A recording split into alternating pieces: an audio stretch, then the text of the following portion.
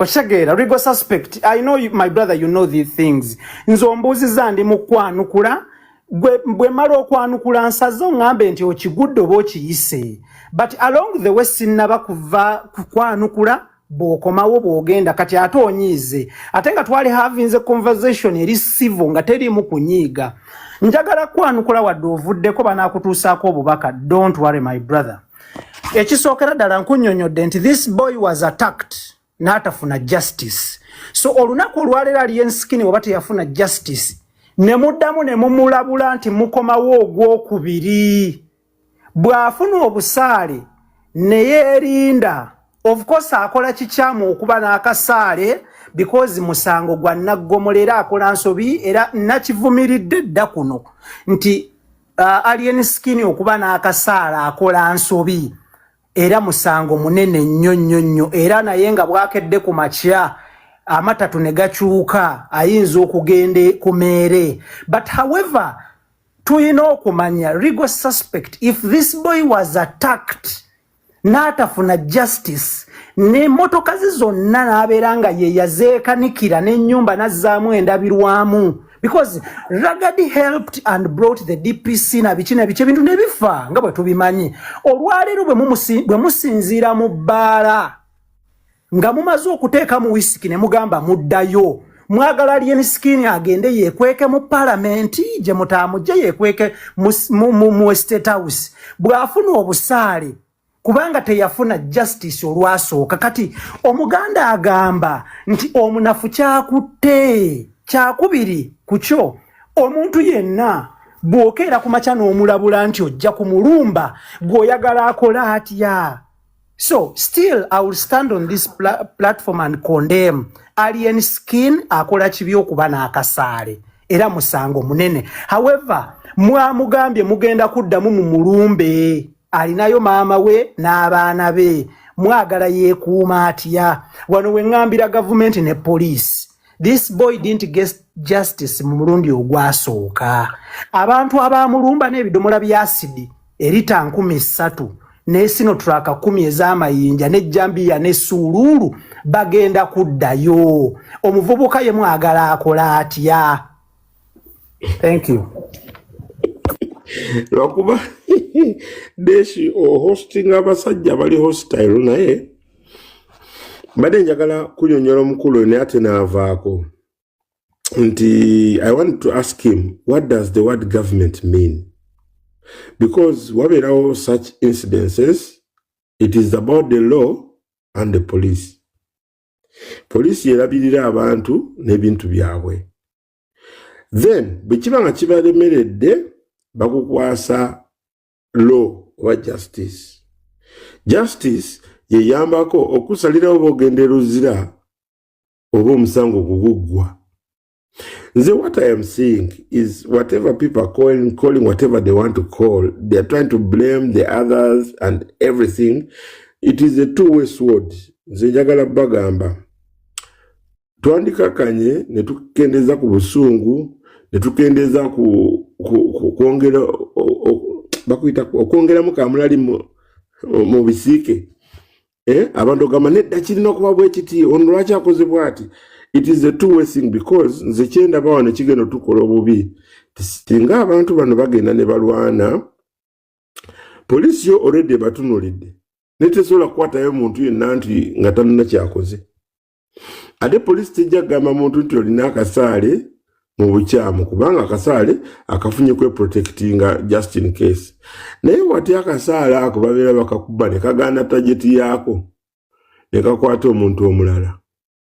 Kwamadde njagala ogamba abantu buli kasaale koolaba kakolebwa obusinga buliko obutwa ku ngalo yaako era akasaale operation yaako ebeera nti bw'okakuba omuntu kalina okugenda bw'oyagala okukajjamu kalina okuvaayo ne byekakutte munda.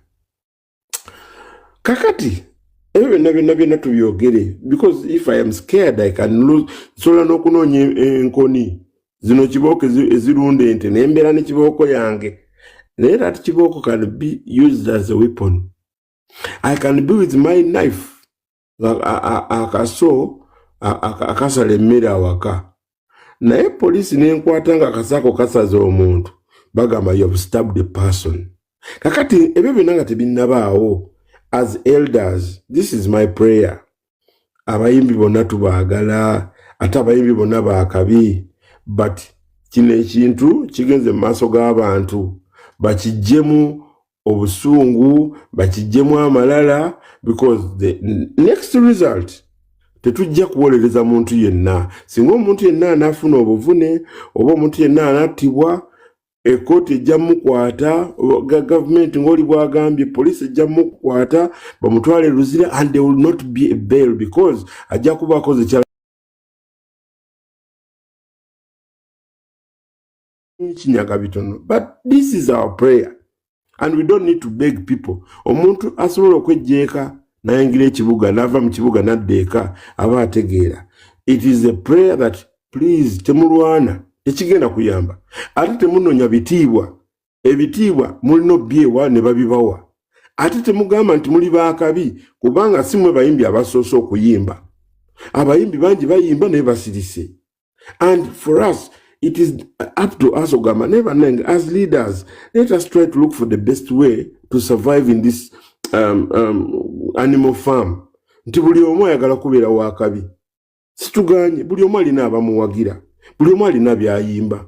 Bye muyimba tebifaanagana. Bwe mweteeka ku minzaani temwefaanagana, mwena muli different. Buli omu alina abamuwagala balala. Buli omu alina abamukyawa balala. Buli omu abalina abamuwaana balala. So, ng'abantu abakulu, I think respect should come from us. Mfefefefefe. Gwewe ekitiibwa. Bw'oba oyagala abaana bo bakusekerere, weeyambulemuko ku ngoye, otambule ng'oli bwerereeka. Abaana ekitiibwa ajja kikumaliramu awo wennyini. Kakati bw'oba ogamba, nze n'okwewa ekitiibwa. That is what we need. I think that is the best thing that we need. Tuleme kwogera bigambo bingi, kwogera kino na kiri. Abantu tubabuliddeko ku example. Ezabiki ebiriwo. Nti neba olibeera ng'olina IGP nga best friend wo. Neko olita omuntu n'agwa wansi bw'ati. Kamera nga ekulikodinze. Beera very sure nti ogenze. Nze ebigambo ebyange byebyo, Ibra Desh ebyange byebyo, sagala kubeera mwogezi wa lunaku, but it is entanda gyensibidde baganda bange. Nti ekisookera ddala respect gw'olina oggyewo abantu ne bagikuwa. Ekisembayo, abayimbi abagamba nti be basinga, tetunnafuna kapima bayimbi. Abayimbi bangi abali mu Uganda abayimba, ate bayimba bulungi, kuba buli omu alina amwagala. Ebyange byebyo bannange, mbaagala nnyo. Obiwulidde. Wallahi mwasuze mutya. Amina, amina. Mbu mukakkane muteeke ebiso wansi temuddamu kulumbagana jajjalagadi. Njagala okugamba ebigambo bino wammanga. Okujjako okubanga naawe owerekera bali eri abalumba alien skin. Siraba kiki kuyingiza mu lutalo luno kuba lutalo terunnatulema. Fenga abafango ni tetulumba twetaasa. Fenga abafango ni tetutankuula ntalo okujjako okubanga twetaasa. Era ebbanga lyonna tugenda kwetaasa. Ebbanga lyonna abantu lwe banamalanga batujjonkera tugenda kwetaasa. Ekisooka kya byonna. Jajjalagadi fe twakubibwa. Fe abawagizi ba alien twakubibwa. Nze olaba zino sisi scan. Muvubuka yaveeri n'aleeta abayayewe nga bantu gakulwa alien skin zizino. Amadagala gagano nali nagatereka. Zizino scan ezankebera nga bankubye. Mbulwaki mbeeranga ku saidi ya alien mbumbu simanyanga ne muwagira n'enkola ki. Kati kino kibagamba mu abagamba nti simanye eri family bagenda kutukuba bagenda kutumalawo. Basobola okutukuba naye tebasobola kututta kyemmanyi. Basobola okutukuba naye tebasobola kututta. Basobola okutukola kyonna kye basobola naye ate tebasobola kujja mitima gyaffe ku alien skin. Basobola okuleekaana, basobola okwogera, basobola okukangatiisa naye kino nkibagamba omutima tebagugula. Waliwo omuvubuka gwe baakubye panisha. Ekyo ne kijjawo fango ninti eweddewo. Mukuba mibiri emitima twagiwa alien. Mukuba mibiri nayo omutima twagutunza alien kyova olaba love je tulina ku Alien Skin teyamala kutuwa sente kumuwagira wabula yatukwata bulungi ate nga nammwe kye muyina okukola okutukwata obulungi okuba ku saidi yammwe. Kati ebyo mu kukanga mbu bagenda kubakuba bano babi nnyo emirembe gyakyuka. Bino bye mwawozanga mbu famire eno nkyamu ffe tuli balalu. Ebyo bye mwawozanga mbu famire eno tesobya ffe tubakunamira ne tubalaga embiwi. Ffe nokunama nno tukunama oba gwokyali ku ebyo mbu eno famire enzibu. Eno famire yaliyeni yabakunami ffe n'omuwaatwa tugubalaga. Gwezanyira ku Alien Skin ojja kukiwulira. Temuyina gwe mugenda kukangatiisa wano. Inkiddamu wetubanga tulwanya entalo zonna ezibaddewo ku Alien Skin. Teri lutalo lugenda kutulema, mugenda kutukuba, mugenda kututta, naye ate temugenda genda mu kyofe ku Alien Skin kwe tutava. Era oba badde olowooza nti ogenda vaayo omanyira Alien. Wallahi billahi tallah. Ffe te ku Alien kwe tutava. Ffe twakyawa ne baganda baffe abamu ku lwa Alien. Kati ate gwe omuyise ejjute. Ffe twawukanye n'abantu betuwangadde nabo kuva mu buto abatugasa n'abatatugasa ku lwa Alien. Era gwe ovayo n'ogamba mbeno famire enzibu nnyo bagenda kubasiika lwaki bali depressed. Sawa zina akaliro bakawulira. Eyo gye bayita fangoni. Olabika ebitiibwa bya fangoni by'otamanyi. Kakati kankubulire CEO waffe kamubamenyera amannya kanteeke wano ebintu bye bankubedde kankumenyera amannya ga Kibanda. Oyo bamuyita CEO eyakuba opposition party namba n'egwanga twali kuyo ne tuvayo ne tudde ewuwe. Bamuyita Alien Skin, Mafia Boss, Fangoni Boss, His Excellence from the Republic of Fangoni Forest Empire. Nkiddemu amagezi gajje. Mukama waffe bamuyita Alien Skin, Fangoni Boss, Mafia Boss, His Excellence from the Republic of Fangoni Forest Empire.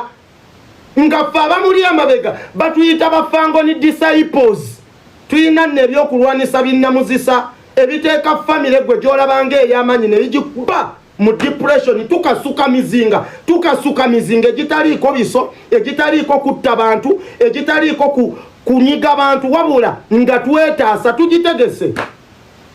tugitegese tujja akonkwa minadanga kamocha abombwa mina sesef yambin section tinga demwase amide everything kukunku mana plasin sigo wasiagos afanga samani fidipoa bamuyita Fangoni Boss, Mafia Boss, His Excellence from the Republic of Fangoni Forest Empire. Gwe mulumbe tujeye mizinga Laughter Fighter Jet F-22 anti-ballistic missile, intercontinental ballistic missile, sulfuric acid acceleration due to gravity Portuguese to koimwa. Bajita Fangoni Forest, bajja basaga badde bakiza Kalombo nabo na Kazinga senene bizibu Plaza Walumbe State.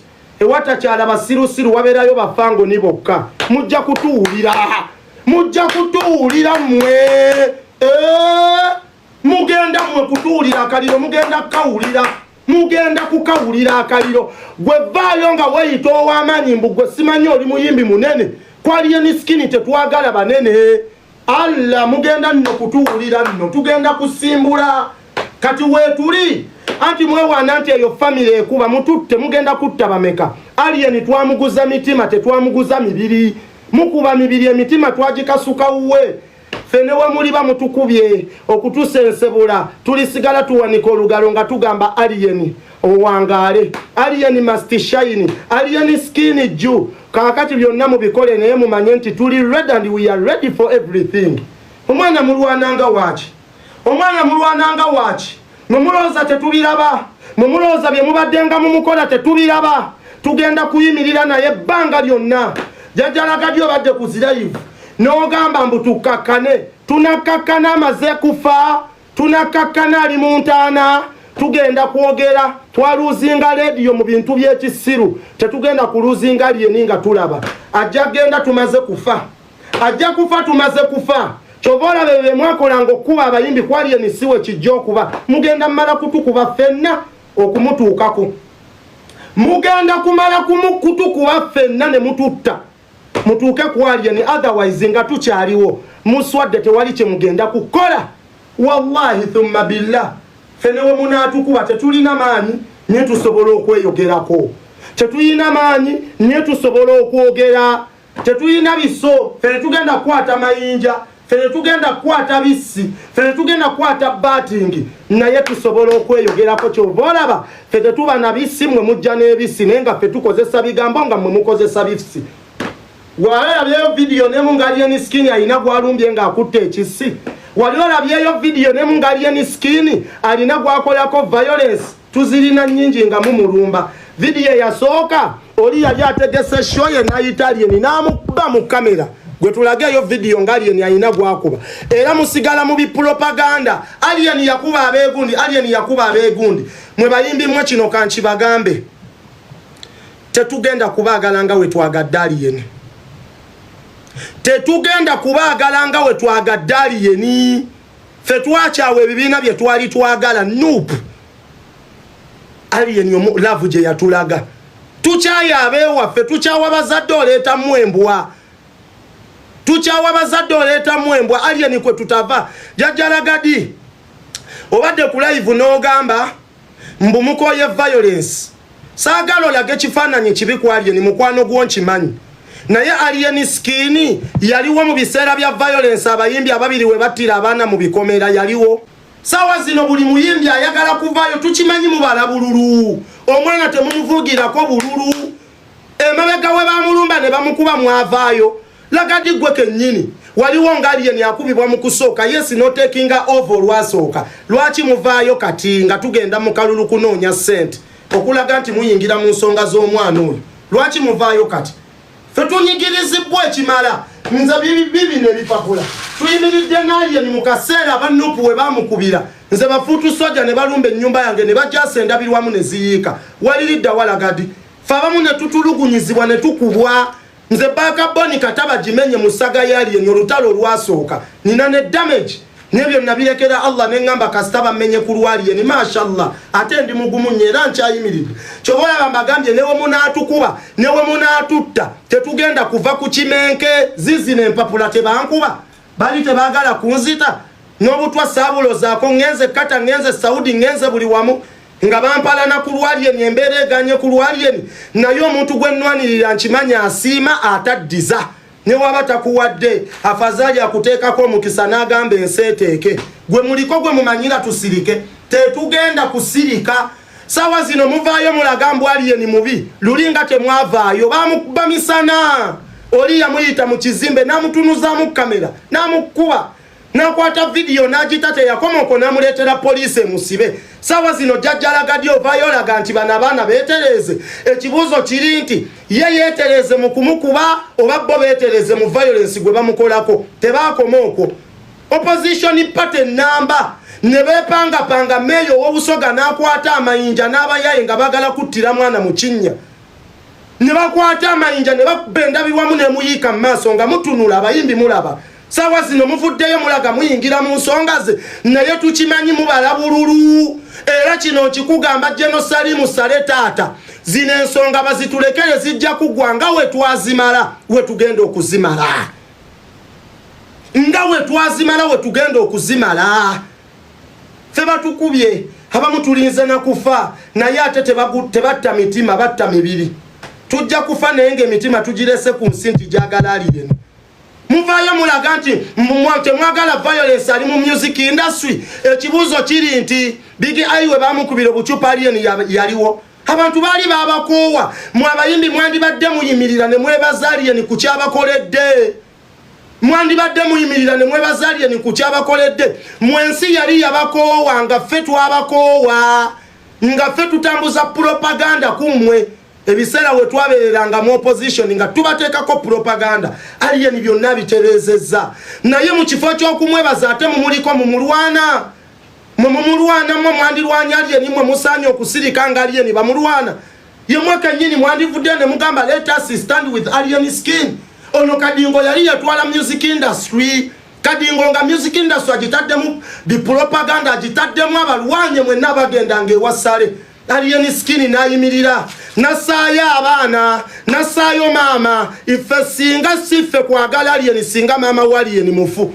niyo twayimirira ne tubagamba mu mulumbe tulumba abammwe mwabaana abamwe bali Bulaaya mukola we muweereza abaana abamwe muyimba we mwefaako mudde ku muntu afa ku baana abaggeto tusirike mwe kye mwetaaga okukola aliyeni kyabasinza mutima mulungi eri abawagizi be n'abatali bawagizi be nti abasapootinga mwe kyekyabalema kyova olaba ennugu mulina nnyingi okuyimba tekitegeeza kuba na ddoboozi kyova olaba legendi ssaawa zino anyerese legendi tanyerese okuba omuyimbi tekyetaagisa kuba nti wakola linnya n'empisa zeetaagisa mu bantu n'obuntu bulamu n'okuwa abantu ekitiibwa ebyo byali bya ddambo oyo tagambwako mukwano kati tuggambako anti engombe agamba yasambwa gwe guno omulembe omumenke gugamba nti ne bafalawo baaliwo ko wadde gwotulaga nti si papa yaliwo naffe tugamba ne falawo yaliwo kati ogenda kutukolaki we born unruly we born very lucky nobody nyinyi nobody bwaya we born unruly and born very lucky nobody bwaya kati gwe omulembe